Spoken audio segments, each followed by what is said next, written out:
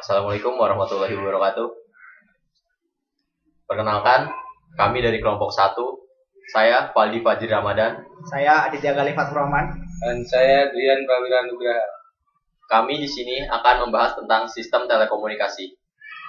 Subbab yang akan kami bahas adalah sumber informasi, pemancar, saluran komunikasi dan noise, penerima, antena, dan transmitter.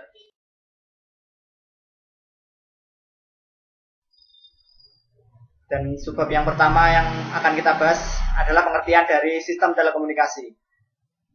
Sistem telekomunikasi terdiri dari dua suku kata,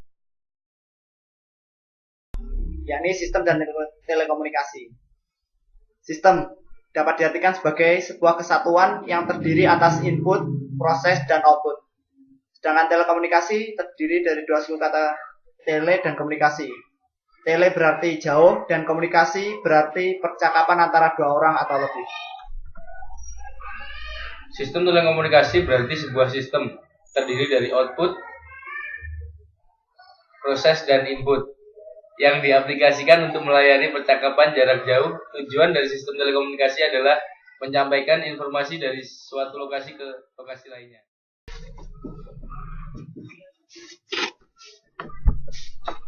Selanjutnya, perhatikan diagram balok di bawah ini.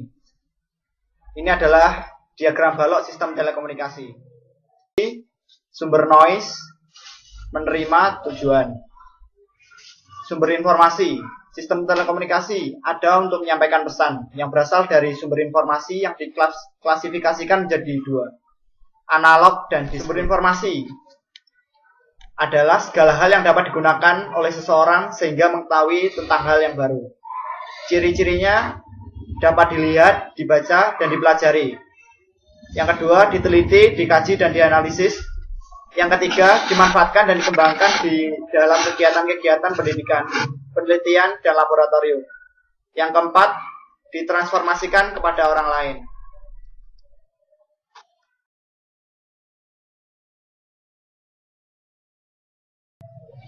Sumber informasi diklasifikasikan menjadi dua, yakni analog dan distrik.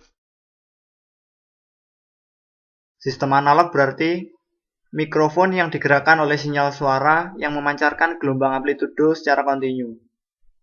Sedangkan distrik, sumber informasi yang keluarannya berupa himpunan tertentu dari simbol-simbol. Pemancar merupakan perangkat yang mengkonversi sensor-sensor yang diukur dengan unit menjadi sinyal listrik, kemudian mengarahkan data ini melalui kabel atau nirkabel yang akan diterima oleh layar atau perangkat instrumentasi kendali dalam sistem. Adapun macam-macam pemancar dalam telekomunikasi dapat dibedakan menjadi tiga berdasarkan wujud informasi yang dihasilkan, yakni pemancar audio adalah pemancar yang mengirimkan informasi hanya berupa getaran atau bunyi. Yang kedua, pemancar visual adalah pemancar yang mengirimkan informasi hanya berupa teks atau gambar. Yang ketiga, pemancar audiovisual adalah pemancar yang mengirimkan informasi berupa gabungan antara pemancar audio dan pemancar visual. Jadi dapat menyampaikan informasi yang berwujud gambar dan suara.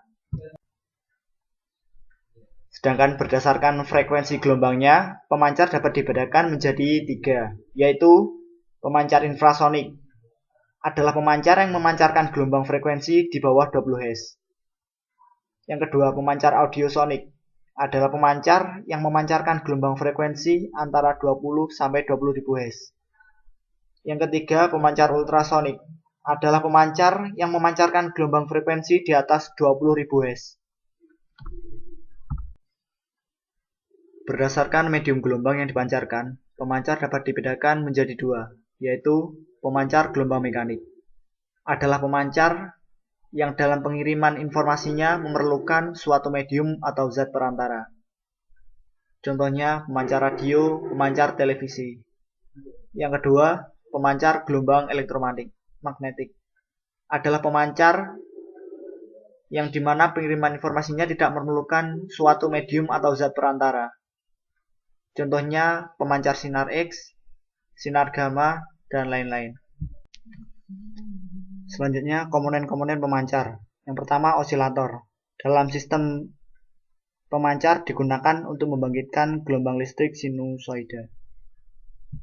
Yang kedua, mixer digunakan untuk mencampur dua atau lebih sinyal elektronik. Yang ketiga, modulator digunakan untuk mengatur suatu parameter dari suatu pembawa atau carrier frekuensi tinggi dengan pertolongan sinyal frekuensi yang lebih rendah.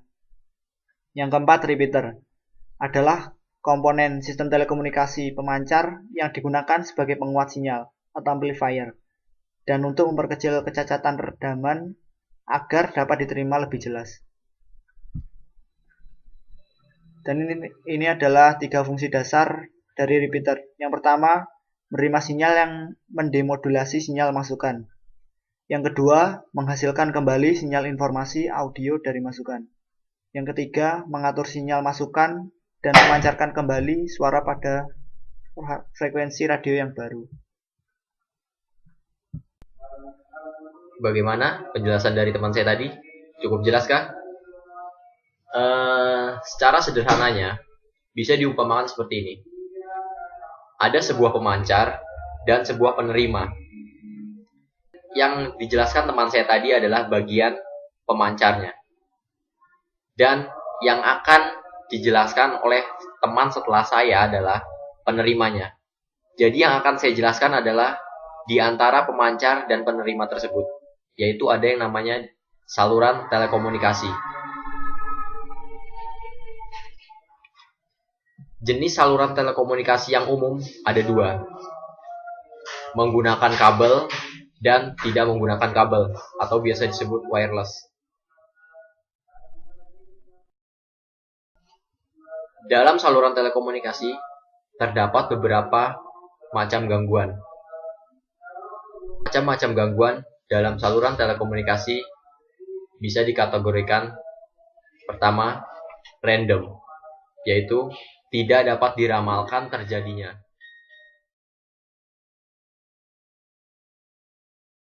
Misalnya, thermal noise, impulse noise, crosstalk, echo, perubahan fase, intermodulasi noise, fase, jitter, dan lain-lain.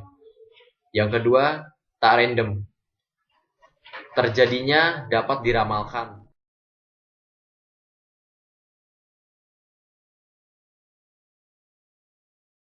Atau diperhitungkan, misalnya redaman atau tundaan. Dalam saluran telekomunikasi, gangguan yang sering terjadi diantaranya adalah noise. Apa itu noise? Noise atau biasa disebut draw adalah suatu sinyal gangguan yang bersifat akustik atau suara, elektris maupun elektronis yang hadir dalam suatu sistem rangkaian listrik, elektronika, dalam bentuk gangguan yang bukan merupakan sinyal yang diinginkan. Noise sendiri dikategorikan dalam 3 kategori. Pertama, sumber draw intrinsik yang muncul dari fluktuasi acak di dalam suatu sistem fisik seperti thermal dan shoot noise. Yang kedua, sumber draw buatan manusia seperti motor, switch, elektronika digital. Yang ketiga, draw karena gangguan alamiah seperti petir dan bintik matahari. Sebenarnya banyak sekali jenis gangguan sistem telekomunikasi. Namun yang akan kelompok kami bahas secara mendalam adalah noise dan metode penanggulangannya. Saya ulangi sekali lagi, noise adalah sinyal tidak dikehendaki yang secara alamiah terdapat pada semua jenis sistem. Pada sistem audio, terdapat banyak sumber noise yang dapat mengganggu output ideal dari sistem audio tersebut. Noise yang mungkin terjadi pada sistem audio adalah noise akustik, noise audio, dan noise elektronik. Noise akustik adalah suara yang berasal dari sumber lain di sekitar sistem tersebut, seperti suara dering telepon atau suara deru kendaraan yang melintas. Noise audio adalah suara residu, umumnya berupa dengung atau desis yang terdengar pada jeda diam dari suatu media penyimpan audio. Sedangkan noise elektrik atau thermal noise adalah suara yang dihasilkan karena naiknya suhu dari permukaan Sedangkan noise elektrik atau thermal noise adalah suara yang dihasilkan karena naiknya suhu dari komponen elektronik yang terdapat pada sistem. Itu tadi macam-macam dari noise. Ada berbagai macam metode yang digunakan untuk mengatasi noise. Berbagai macam metode digunakan untuk dapat mengatasi noise agar sistem dapat memberikan output yang lebih baik kualitasnya. Secara garis besar, penanggulangan noise terbagi menjadi passive noise control dan active noise control. Passive noise control adalah upaya penanggulangan noise menggunakan komponen yang tidak memerlukan daya. Umumnya, passive noise control menggunakan bahan-bahan kedap suara yang berperan sebagai insulasi terhadap noise. Sedangkan active noise control adalah upaya penanggulangan noise menggunakan komponen yang memerlukan daya. Berbeda dengan metode passive noise control, metode active noise control mengatasi noise dengan cara memanipulasi sumber audio dan noise. Metode active noise control yang umum digunakan antara lain adalah metode penyesuaian gain, metode noise cancellation, dan metode noise reduction. Salah satu perangkat yang menggunakan metode ini adalah noise reduction headphones. Kapasitas channel atau kanal menyatakan kecepatan yang mana dapat ditransmisikan melalui suatu pad komunikasi yang diberikan atau channel. Di bawah kondisi-kondisi tertentu yang diberikan. Ada 4 konsep di sini yang akan dihubungkan satu sama lain.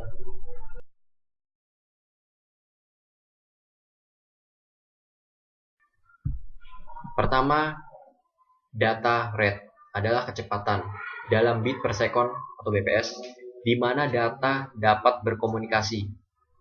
Yang kedua, bandwidth adalah bandwidth dari sinyal transmisi yang dimiliki oleh transmitter dan sifat dasar medium transmisi dinyatakan dalam cycles per second atau Hz. Yang kedua, noise. Yang ketiga, noise. Level noise rata-rata yang melalui pad komunikasi. Dan yang terakhir, error rate. Kecepatan di mana error dapat terjadi. Tadi adalah beberapa penjelasan mengenai suatu hal yang menghubungkan antara pemancar dengan penerima. Setelah kita membahas pemancar dan hal yang ada di antaranya, sekarang kita akan membahas tentang penerima yang akan dijelaskan oleh saudara Drian. Oke, saya Drian Prawira Nugraha. Saya rasa penjelasan yang dijelaskan oleh teman saya Valdi tadi sudah cukup jelas buat kalian semua. Dan di sini saya akan menjelaskan tentang sistem penerima di saluran telekomunikasi. Dalam saluran komunikasi, salah satu elemen yang paling penting ialah penerima sinyal. Ada bermacam-macam penerima, dari yang paling sederhana sampai yang jauh lebih kompleks. Salah satu penerima yang paling banyak digunakan ialah antena. Dan di sini saya akan menjelaskan tentang antena. Antena dalam suatu sistem radio, gelombang elektromagnetik berjalan dari pemancar ke pemancar lewat gelombang dan diperlukan antena atau aerial pada kedua ujung tersebut untuk keperluan penggandengan pemancar dan penerima ke hubungan ruang atau space link.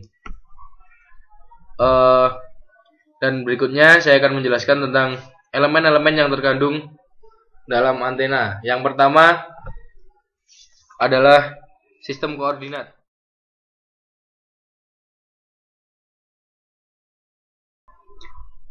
Sifat-sifat keterarahan dari sebuah antena biasanya dilukiskan dalam koordinat-koordinat bola.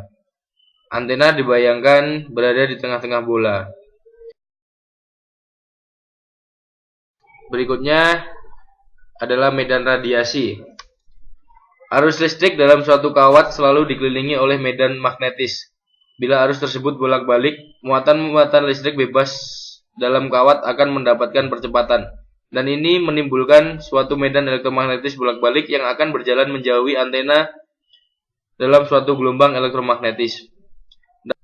Dan yang berikutnya saya akan menjelaskan tentang medan radiasi. Arus listrik dalam suatu kawat selalu dikelilingi oleh medan magnetis. Bila arus tersebut bolak-balik, muatan-muatan listrik bebas dalam kawat akan mendapatkan percepatan. Dan ini menimbulkan suatu medan elektromagnetis bolak-balik yang akan berjalan menjauhi antena dalam suatu gelombang elektromagnetis. Dapat dibuat sebuah analogi dengan meninjau suatu gambaran yang agak kaku yang digerakkan dengan kecepatan konstan, sehingga mengakibatkan suatu perpindahan udara yang teratur atau steady. Dan berikutnya, polarisasi. Pada daerah medan jauh, polarisasi gelombang didefinisikan sebagai arah dari vektor medan listrik terhadap arah rambatan. Polarisasi linear ialah bila vektor listrik tetap berada pada bidang yang sama. Suatu gelombang yang dipolarisasikan linear yang dipancarkan di atas permukaan bumi disebut polarisasi tegak atau vertical polarized. Bila vektor medan listrik adalah tegak dan disebut sebagai polarisasi mendatar. Bila disebut sejajar dengan permukaan bumi. Sebagai contoh, transmisi televisi di Amerika Utara adalah polarisasi mendatar, dan akan terlihat bahwa antena penerima di sana juga terpasang mendatar. Sementara di Inggris digunakan polarisasi tegak, dan di sana antena dipasang tegak agar dapat menerima sinyal yang maksimum. Polarisasi antena penerima harus sama dengan polarisasi antena pemancar yang didefinisikan sama seperti polarisasi gelombang yang dipancarkan. Dan berikutnya adalah radiator isotropis. Kata isotropis berarti sama baiknya ke semua arah. Sehingga suatu radiator isotropis adalah radiator yang memancar dengan sama baiknya ke semua arah.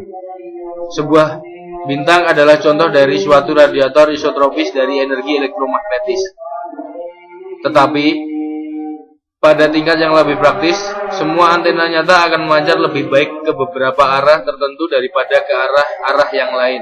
Dan karena itulah tidak mungkin bersifat isotropis. Meskipun demikian, konsep radiator isotropis adalah sangat berguna dan memberikan suatu standar sebagai pembanding bagi antena-antena nyata atau praktis.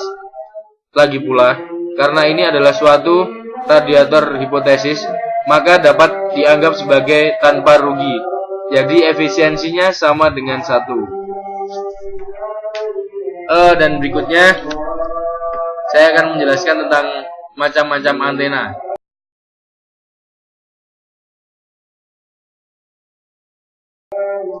Yaitu yang pertama antena tegak, dan yang kedua antena penerima jendela dan batang ferrit. Untuk antena jendela atau loop antena adalah antena yang terbuat dari satu atau beberapa lilitan kawat pada suatu kerangka yang dapat berbentuk persegi atau lingkaran dan jauh lebih kecil dari satu panjang gelombang di arah melintang. Antena batang ferrit atau ferrit tooth antena adalah antena yang dibuat dengan menggulung sebuah kumparan kawat pada batang ferrit. Dan yang berikutnya adalah antena bukan resonansi. Antena bukan resonansi adalah antena yang dibuat dari seutas kawat yang panjangnya beberapa kali panjang gelombang. Cara peletakannya adalah dengan digantungkan pada ketinggian tertentu di atas bumi. Kawat itu didorong atau diumpan pada salah satu ujungnya dan mempunyai suatu terminasi pada ujung tersebut. Ini membentuk suatu saluran transmisi dengan suatu pengembalian tanah atau ground return dan suatu transmisi yang disesuaikan. Dan antena yang berikutnya adalah antena rombik. Antena rombik atau rombik antena mendapatkan namanya dari bentuk belah ketupat. Ini merupakan susunan dari 4 antena kawat panjang yang saling dihubungkan. Masing-masing dari keempat kakinya mempunyai panjang yang sama yang terletak di daerah 2pi sampai 10pi. Saluran transmisi memberi umpan ke salah satu ujung yang memancarkan suatu gelombang arus tanpa pantulan melalui masing-masing sisi ke arah transmisi relatif pada ujung yang jauh. Dan yang berikutnya adalah antena VHF UHF.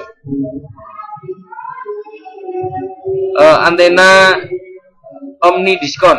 Antena diskon atau diskon antena dirancang untuk memancarkan sebuah pola berarah omni atau omnidireksional di bidang mendatar dengan polarisasi tegak. Ini adalah sebuah antena berjalur lebar dengan karakteristik yang dapat dipakai pada suatu daerah frekuensi dengan perbandingan mendekati 10:1.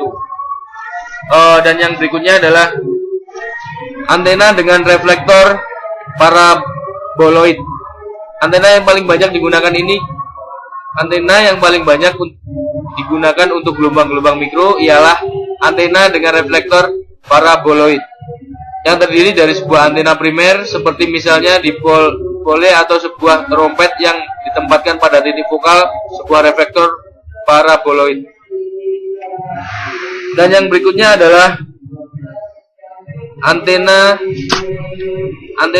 lensa dielektris. Jika berjalan menembus suatu permukaan yang memisahkan suatu daerah dengan konstanta dielektris yang lebih rendah dari daerah lain yang berkonstanta dielektris lebih tinggi, radiasi elektromagnetis akan dibiaskan dengan cara yang tepat,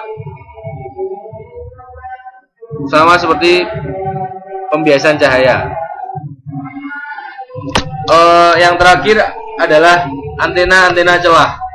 Bila suatu celah pada permukaan logam yang luas digandengkan ke sebuah sumber RF, celah itu akan berperilaku seperti sebuah antena dipol yang terpasang pada suatu permukaan pemantul.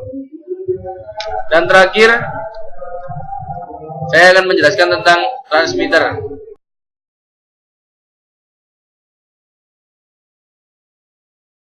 atau pengirim. Transmitter dibutuhkan pada pihak sumber untuk mengirimkan sinyal tersebut melalui hubungan radio tanpa kawat pengantar, di mana sinyal tersebut kemudian akan bergerak dengan kecepatan cahaya, dan pada pihak penerima dibutuhkan alat yang dinamakan receiver. Terima kasih. Demikian penjelasan tentang seputar antena. Sekalian ya, tutup ya. Tutup sekalian. Demikian presentasi dari kami kelompok 1, yaitu yang terdiri dari Paldi Fajri, Aditya Gali, dan saya sendiri dan Prawira Nugraha. Mohon maaf bila masih ada kekurangan di salah-salah kata ataupun itu. Wassalamualaikum warahmatullahi wabarakatuh. Terima kasih.